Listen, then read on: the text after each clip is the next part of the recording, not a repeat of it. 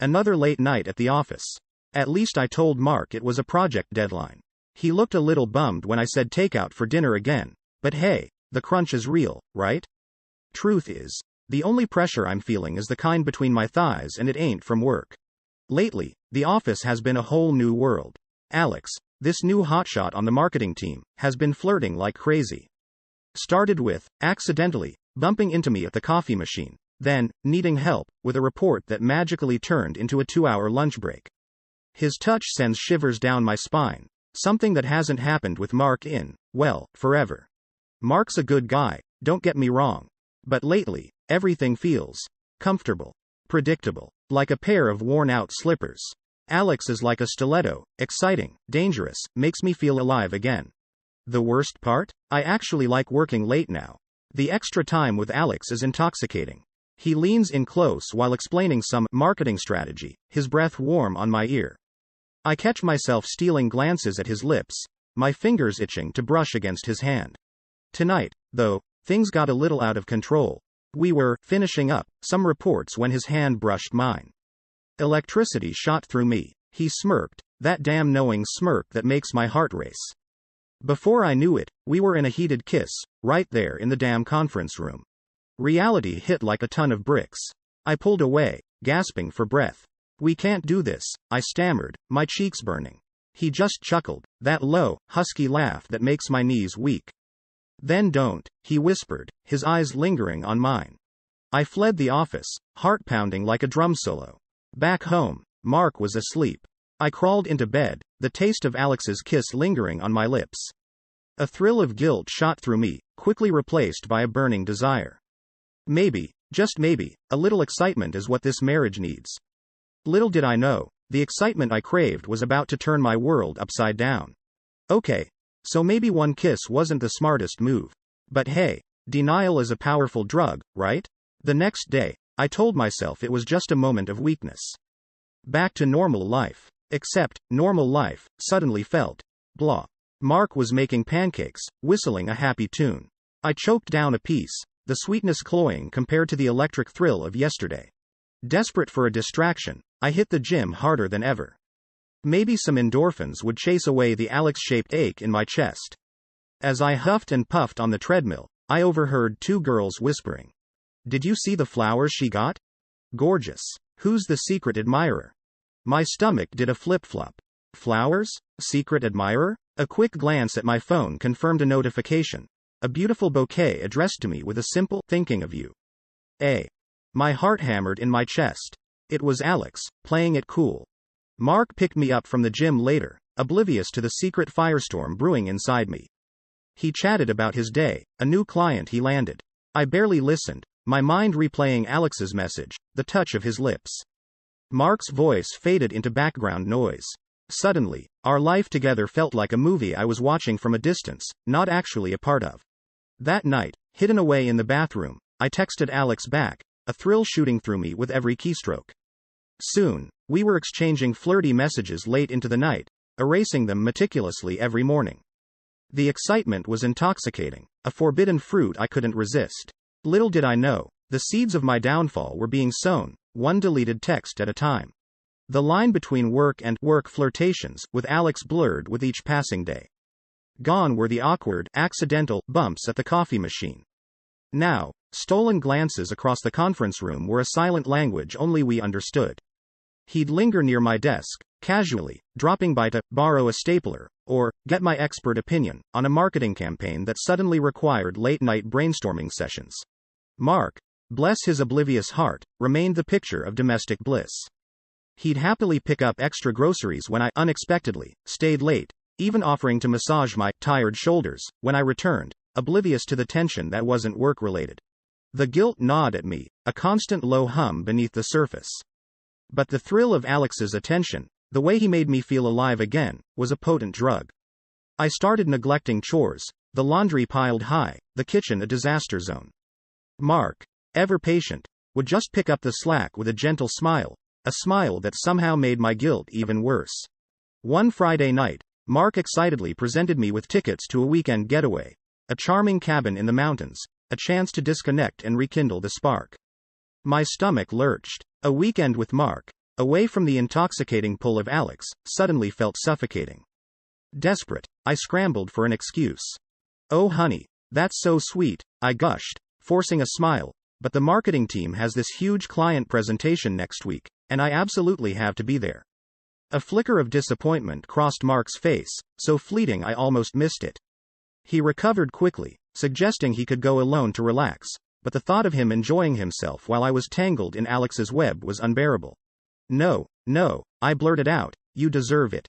Go on your trip. I'll hold down the fort." The lie tasted bitter in my mouth, but the alternative, a romantic weekend with Mark, felt worse. As Mark beamed, completely oblivious to the storm brewing inside me, I knew a crucial line had been crossed. The marriage I once took for granted was starting to crumble, each lie a brick pried loose from the foundation. The weekend Mark spent at the cabin felt like an eternity. Alone in the apartment, the silence screamed at me. No gentle snoring from Mark, no morning coffee routine. Just me, the echoing emptiness, and a constant buzz from my phone. It was Alex, of course, bombarding me with texts about how much he missed me and couldn't wait to see me soon. Sunday night, the moment Mark walked through the door, tanned and relaxed, a wave of conflicting emotions washed over me. Relief that the charade was over, guilt at the lie that had bought me freedom, and a strange pang of jealousy seeing his genuine happiness. He excitedly recounted his trip, showing off pictures of breathtaking scenery, all the while oblivious to the turmoil churning inside me. The next day at work, Alex was positively radiant. He presented me with a small, velvet box. My heart hammered in my chest. Was this it? An engagement ring? My stomach did a nervous flip-flop. Part of me craved the thrill, the validation. But a tiny voice in the back of my head whispered a question. Was this what I truly wanted? Inside the box wasn't a ring, but a delicate diamond necklace. Beautiful, yes, but not quite the commitment I'd half expected. Alex, however, was oblivious to my internal war. "Just a little something to remind you of how special you are," he murmured, his hand brushing mine. A shiver danced down my spine. The thrill was intoxicating, but the guilt wouldn't be ignored. That night, staring at the necklace glinting on my nightstand, a new fear crept in. What if I was playing a dangerous game? Was Alex all charm and no substance? The excitement I craved was undeniable, but was it enough to build a future on? The doubts gnawed at me, a tiny seed of fear blossoming in the fertile ground of my guilt. The line between excitement and recklessness blurred further as the weeks turned into months. Late-night rendezvous with Alex became routine, hidden under the guise of work emergencies. My wedding ring, once a constant reminder of my vows, was now a forgotten accessory, gathering dust on my nightstand. Mark, bless his obliviousness, continued to be the picture-perfect husband. He picked up the slack for my neglected chores, his gentle concern a constant prickle of guilt I desperately tried to ignore. One quiet evening, however, everything changed. We were having dinner, a rare occurrence these days. Mark, ever observant, finally addressed the elephant in the room. "Is everything okay, honey?" he asked, his voice laced with concern. I froze, caught off guard. "Everything's fine," I stammered, forcing a smile. "You haven't been yourself lately," he continued, his gaze unwavering. Distant, stressed. "Is it work?" Panic clawed at my throat. "Work is just demanding," I mumbled, avoiding his gaze. He sighed, a flicker of sadness darkening his eyes. "Maybe we should talk," he began, but before he could finish, I cut him off. "There's nothing to talk about," I snapped, the words tumbling out before I could stop them. A hurt flashed across Mark's face, quickly replaced by a steely resolve. He stood up, pushing his chair back with a loud scrape. "Actually," he said, his voice low and firm, "there is. This act, it's not working for either of us. If you're unhappy, let's talk about it." He paused, his gaze searching mine. "Or are you seeing someone else?" My world tilted on its axis.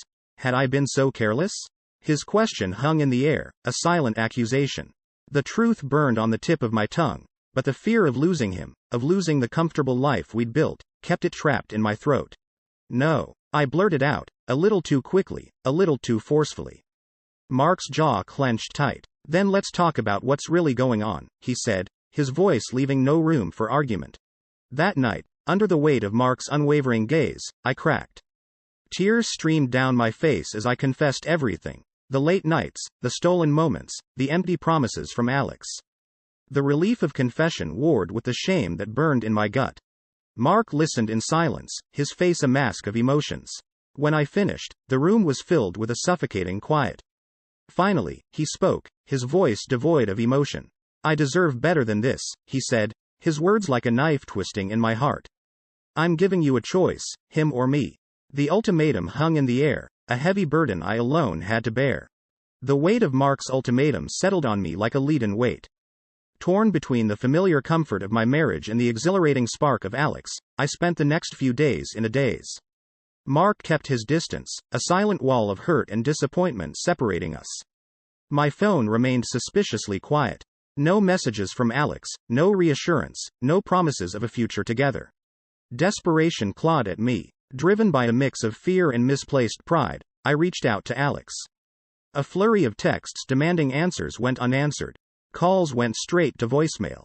Panic set in. Had he gotten cold feet? Was I just a fling, a fleeting distraction for him?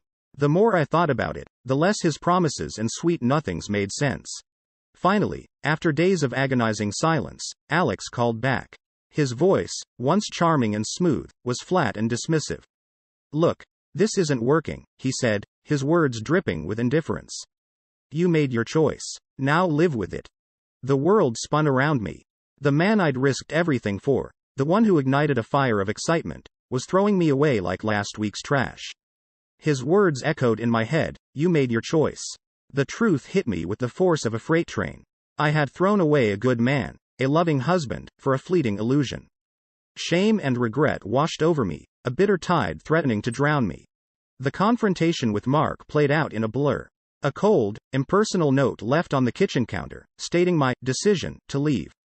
Grabbing a single suitcase, I fled the only home I'd ever known, leaving behind a trail of shattered trust and a man whose heart I'd broken. The initial thrill of freedom quickly evaporated. Moving in with Alex was a nightmare. His initial charm vanished, replaced by a controlling and possessive streak. The arguments started small, escalating rapidly. The life I'd envisioned with him, exciting, passionate, was a twisted parody of my dreams. Weeks turned into months, and the harsh reality of my situation sunk in.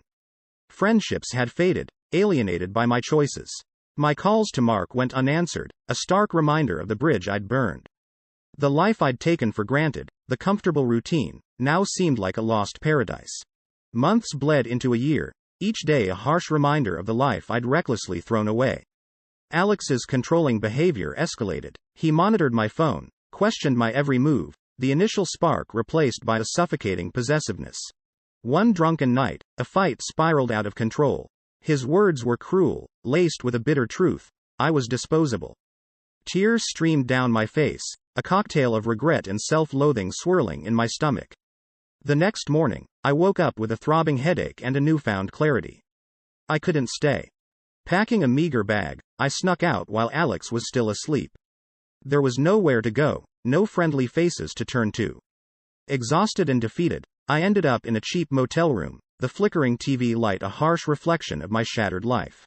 Desperate for a connection, any connection, I reached out to Mark. A flurry of tearful voicemails, pleading emails, all met with a deafening silence. The man who used to answer my every call, the man whose love I'd taken for granted, was now a closed door, and I had slammed it shut myself.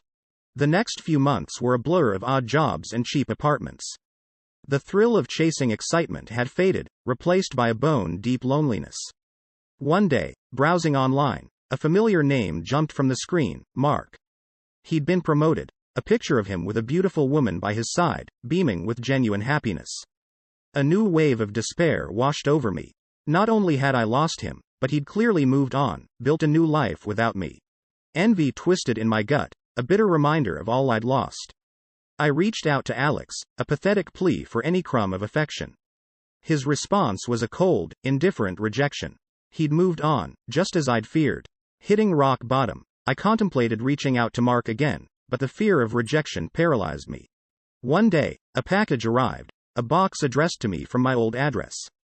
With trembling hands, I opened it.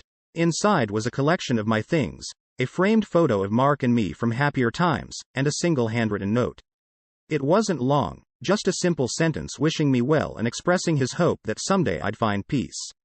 His words, though simple, pierced through my defenses. A tiny flicker of hope ignited within me.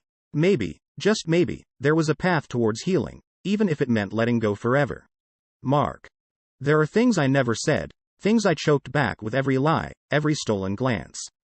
You deserved to hear them, not as excuses, but as a glimpse into the storm brewing within me. Remember the night before you left for the cabin? The guilt gnawed at me, a physical ache in my chest. I wanted to confess, to beg for forgiveness, but the fear of losing you, of shattering the comfortable routine we'd built, kept me silent. When you asked if I was seeing someone, the truth sat heavy on my tongue. But seeing the hurt in your eyes, the flicker of doubt, I couldn't bear the thought of destroying everything. So I lied, a choice that continues to haunt me. The truth is, Alex's charm was a fleeting high. The excitement quickly morphed into a suffocating prison. I craved the comfort of your presence, the way you always knew how to make me laugh, even on my worst days. Seeing your picture with that other woman, a wave of jealousy washed over me, not for her, but for the happiness you'd found without me. It was a stark reminder of the life I'd thrown away, the love I'd taken for granted. The note you sent, a simple gesture, yet it offered a lifeline in the storm of regret. It allowed me to hope, to believe that maybe, someday, I could forgive myself. Moving forward will be a long, arduous journey. But I'm finally facing the consequences of my actions, taking ownership of the mess I created. Whether our paths ever cross again, I needed you to know, I understand why you walked away. You deserved better. This may be the end of our story, or maybe it's just a new chapter. One thing is certain, the love we shared, however flawed, will forever hold a place in my heart. Since